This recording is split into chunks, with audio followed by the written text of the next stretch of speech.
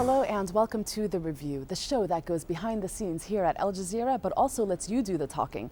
We're airing your questions and comments about our coverage, and it was an important week for the network. We saw the release of one of our imprisoned colleagues in Egypt. Peter Greste was deported back to Australia on Sunday after 400 days in a Cairo jail.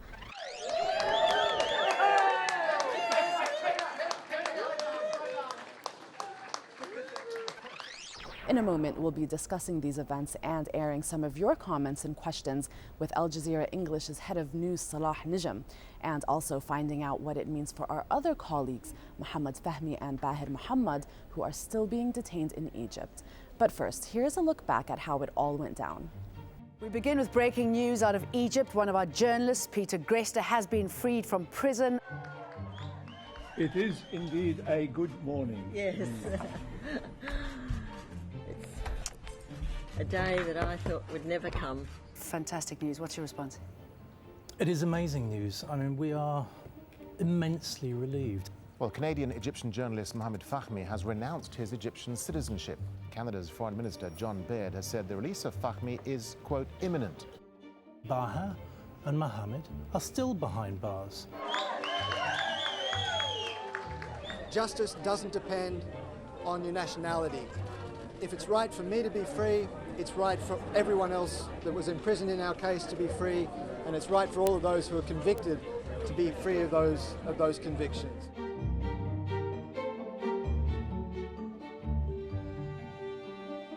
There was an outpouring of support from our viewers on social media for Peter's release. Some of you posted directly to us. Emmanuel M.A. said on Facebook, "Thank God he regained his freedom, a big victory to the golden pen." Valley McCartney tweeted, "Peter Greste's release is a great day for freedom of the press and justice." Tolulope Apenier said, "AJ, continue the good work. Keep the voice louder till the rest are released. Hashtag free AJ staff." Hasna Hamdi said, "Congratulations on his release, but what about the other journalists?" Alison Forward said, "Why one and not the others? Doesn't make any sense."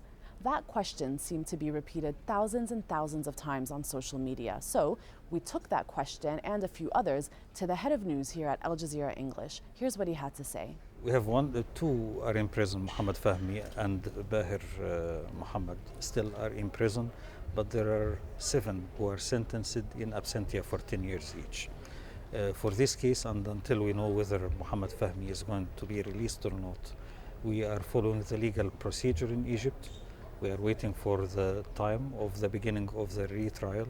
We are preparing the defense, and we hope that will be resulted in dropping all the charges against them. At the same time, we are continuing in attracting and trying to consolidate all the international support and media support for the case of freedom of expression, freedom of journalists in Egypt. What were the terms for Peter Greste's release? We don't have information 100%. We heard from the Egyptian side anecdotes and nothing official because there is no communication. What seemed to be the strongest indication? What they say from the Egyptian side is he has been extradited according to a law issued a few weeks ago by the Egyptian president, allowing the president to hand over suspects, people who are charged or people who are sentenced to their original countries in order to have a trial or to complete their sentence. Now, the other side, we heard the Australian foreign minister say that he was released unconditionally. And I don't expect that he's going to be tried or spend any time in prison in Australia for sure. We have been getting some comments online from some of our viewers who think that the Al Jazeera network might hold a bit of blame for what's happened to our journalists. Did Al Jazeera do enough to help secure the release of the journalists? No, we have done everything that we can to secure their release. To have something to blame, I want to remind everyone who sees that our journalists are not imprisoned because of any fault of Al Jazeera. Many of our viewers are asking when we will be reporting from Egypt again. Whenever we are sure that the charges are dropped, the names of our journalists are cleared, because even a pardon doesn't clear your name. It means that you are still accused of crimes that you are not cleared from and you got a pardon. And when that happens, then we can understand and be sure that we can work professionally and safely in Egypt without a threat. Peter Greste, now released. When can we expect to see him on the air? I hope soon. How is he feeling about coming back to work? I talked to him yesterday. He's in a very good condition. His morale is high. He has to go and reunite with his family, see his friends, and I expect him to be back with us very soon, inshallah. A difficult deployment or an easy one? A professional and important deployment if he agrees to that. Very good. Thank you so much, Salah.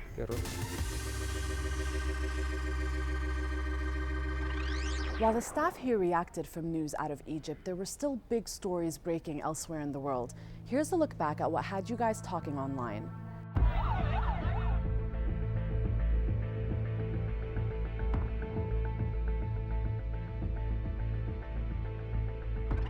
It's a scene that's become all too common in Pakistan. A Shia mosque under attack. This time, the bombing happened in the city of Shikarpur in the southern Sindh province. Last week, the armed group released a video. In it, there was an image of Kenji Goto, chained by the wrist. Despite police and government intervention, ISIL followed through with its threat and killed Kenji Goto. The fighters from Boko Haram have been chased away from Maiduguri, and now there is a raging battle currently going on in the town of Mafa after the failure of Boko Haram to take over Maiduguri. Traffic was stopped and police were on standby as up to 10,000 people reclaimed the streets in the heart of Hong Kong's city centre. This was a civil movement united under its symbol, the umbrella.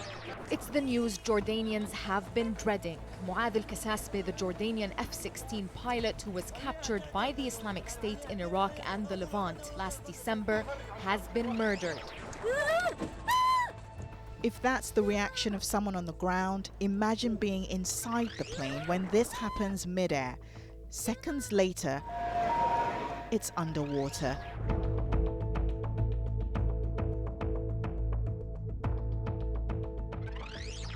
One news story in particular that had the online community buzzing this week was the revived pro-democracy demonstrations happening in Hong Kong.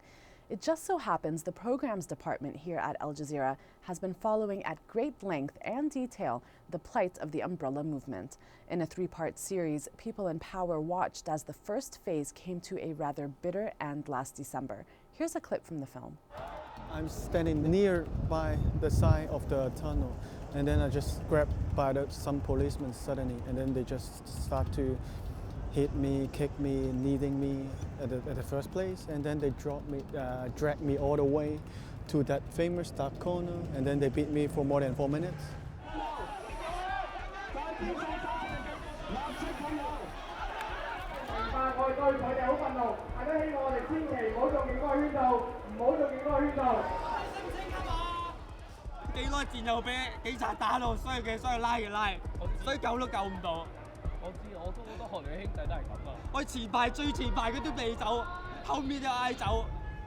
We got a chance to Skype with the directors of the film, James Leong and Lin Lee, who spent nearly 4 months on the ground in Hong Kong. We asked them what difficulties they faced making these films. I think the three most difficult things were access, safety, and also being able to reduce so much footage that we shot over 6 months into 3 episodes. We kind of got used to never going to a protest site without a helmet, gas mask, I guess you'd call that, and goggles, and like a towel to wipe your face in case you get a face full of pepper spray. A lot of the protesters kind of improvise with paper masks or with what do you call that stuff? Cling film, which they put over their eyes to stop the tear gas from going into their eyes. So, but a lot of the students were kind of handing out the cling film to everyone who was there, basically, ourselves included. So there was a lot of cooperation amongst the protesters when they faced this unexpected kind of response from the police. We asked the filmmakers what kind of momentum the movement has this time around. People have decided that marching on streets, occupying the roads, that just isn't going to work anymore. It's time to take the message to the people, to the suburbs and the districts, and that a lot of that is happening right now. I think there's also going to be a radicalization of the opposition, some opposition groups in Hong Kong, because you know, they've sat on some of the biggest roads in Hong Kong for 2.5 months, and that's done nothing. The government's not given a single concession to the opposition, to the pro-democracy camp. So you know, it's just natural that people will step up their action, I think.